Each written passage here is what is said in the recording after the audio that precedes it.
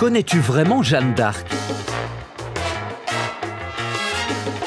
Jeanne d'Arc, tu en as sûrement déjà entendu parler.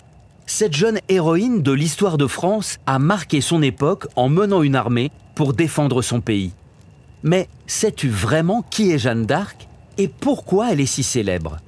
Ouvre grand tes oreilles, je vais te raconter son histoire extraordinaire.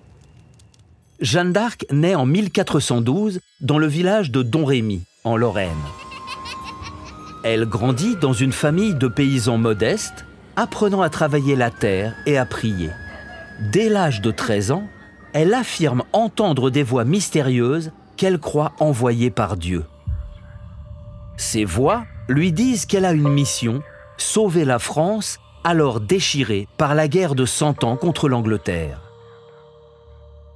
À cette époque, le roi de France, Charles VII, n'est pas encore couronné, car les Anglais contrôlent une grande partie du pays.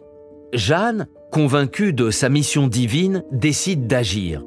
À 17 ans, elle part rencontrer Charles VII pour lui demander la permission de mener une armée et libérer la ville d'Orléans, assiégée par les Anglais. Au début, personne ne la prend au sérieux, mais sa détermination impressionne. Charles VII accepte de lui confier une armée.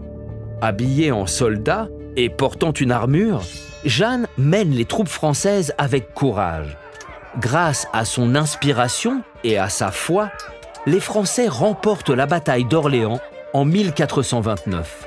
Cette victoire change le cours de la guerre et redonne espoir au peuple français.